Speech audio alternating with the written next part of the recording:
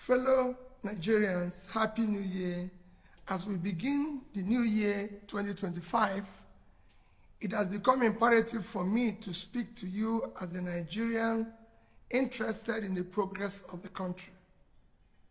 The political, economic, and security situation of our country is worsening daily, despite contrary positions and claims by the government of improvement in all spheres of human endeavor. Our national challenges are visibly worsening. Our nation and its fortunes are in clear reverse. The indices are clearly indicative of our decline. Thus, Nigeria remains one of the poverty capitals of the world, with over 100 million in extreme poverty and more than 150 million in multi-dimensional poverty. The situation has deteriorated significantly in the past 18 months under the current administration. As a nation, we have fallen from being the highest GDP in Africa in 2014 at $574 billion and per capita of about $3,500 to now ranking the fourth with a GDP less than 50% of what we were a decade ago, about 200 billion, with per capita less than a third, about 1,000. Our nation remains one of the most insecure and least peaceful in the world today, with countless communities and families displaced from their homes and now living in IDP camps. According to the Global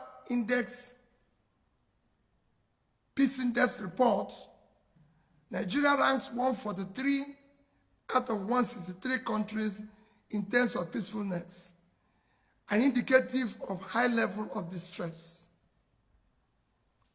Food insecurity has become a national norm, making Nigeria one of the hungriest countries of the world.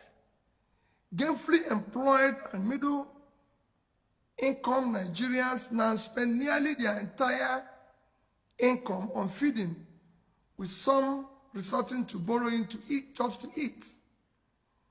For those living on margins, low-income earners and unemployed, the situation is even more dire. The newly approved minimum wage of 70,000 cannot afford a bag of rice or even half bag of beans. As a result, many Nigerians go to bed hungry, while a significant number now rely on palliatives and charitable support. Tragically, this has recently led to several avoidable deaths. Nigeria in 2024 Hunger Index is ranked 110 out of 127 countries measured, reflecting a critical level of hunger and food insecurity. We have earned the dubious distinction of being one of the countries with the largest number of people without access to electricity.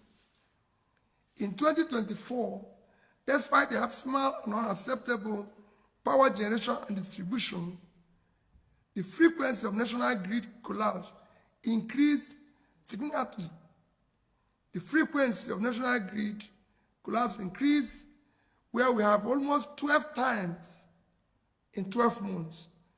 As a result, we are now mockingly referred as a generator country. This persistent lack of adequate energy supply continues to hinder our national development. Corruption, official efficiency, fiscal profligacy, and the mismanagement of public resources continue to rise astronomically in our country, spreading across all spheres of government. Similarly, nepotism and disregard for the Constitution, rule of law, and due process have become the norm.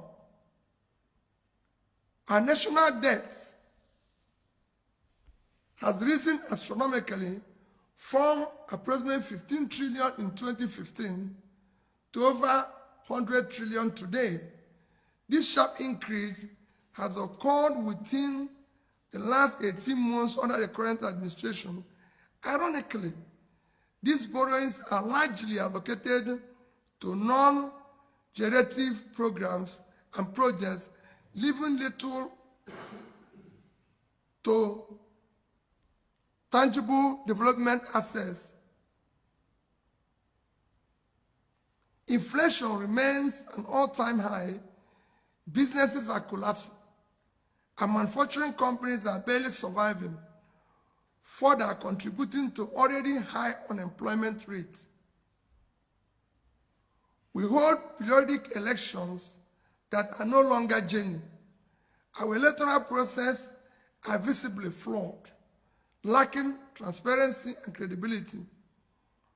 Although Nigeria is a democratic country, the electoral process falls far below acceptable standards, with the people's vote often not counted.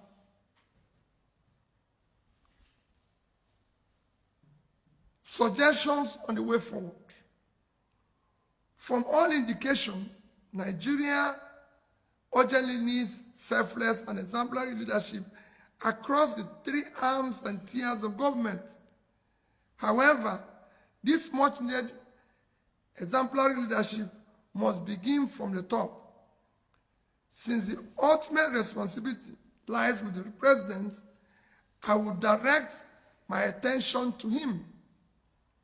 Mr. President, Present-day Nigeria aligns closely with Dr. Martin Luther King powerful words. We are now confronted with fierce urgency of now. This is no time for apathy or complacency. This is time for vigorous and positive actions. Because we all love Nigeria and desire its prosperity, I would like to suggest some actions I will have personally approached differently. It is time to confront our national problems boldly, decisively, with a sense of urgency, and I suggest as follows. Commence a visible and verifiable reduction in cost of governance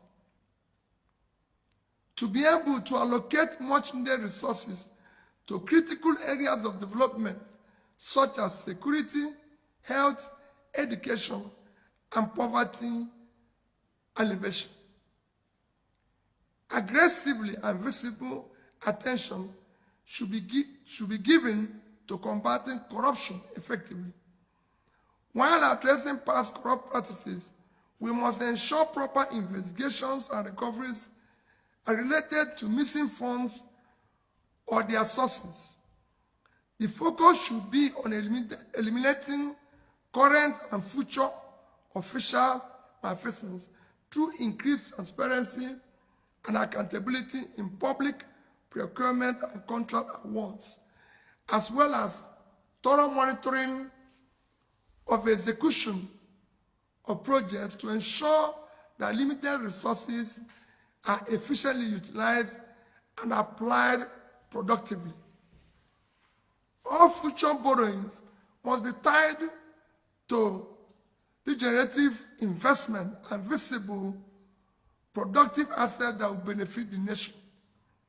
This will ensure both productivity and the ability to service and amortize such loans, rather than continue the current practice of accumulating massive debt with no tangible returns, which places undue strain on future development revenues.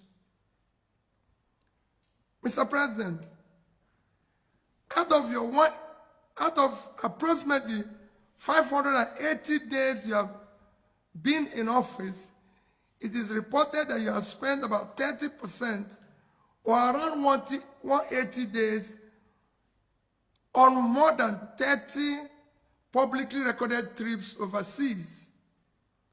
My appeal is that you dedicate 20% of 2025, roughly 72 days, to visit each of the 36 states for 2 days each.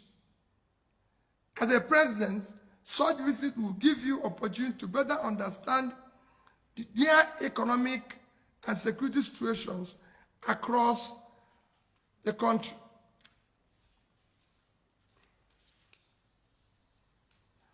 Further, it is time you visit our national hospitals and health facilities. You may consider, for example, that your next medical examination be conducted in one of our national hospitals or regional federal medical centers, such as FMC in Sokoto, Birnin Kebbi, Calabar, Umuahia, Akure, among others. This will allow you to assess the state of healthcare facilities available to Nigerians. It will also help you to understand the condition of our hospitals and clinics, enabling you to make informed decisions on how to upgrade and make them efficient. Endeavor to travel by road to observe the conditions of most highways.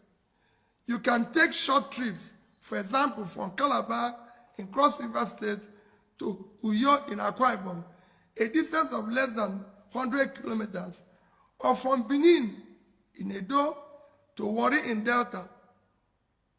I recall taking President Obasanjo on a trip from Awka to Onitsha on the federal highway when I was governor of Anambra State. That journey prompted him to immediately approve reconstruction of parts of the road by Anambra State with subsequent reimbursement by the federal government. Such actions are immensely valuable. Make both impromptu and planned visits to our tertiary institutions where our children and future leaders are being trained. This is essential to familiarize yourself with the available infrastructure, facilities, and amenities. These visits will provide valuable insights into whether the resources of the Tertiary Education Trust Fund are being utilized optimally, and what is needed to sustain education is being implemented. I recall President Shagari visiting University of Nigeria in Nsukka when I was a student there and telling us, I've seen the facilities myself, and I assure you of my intervention. Institutional facilities improved significantly thereafter.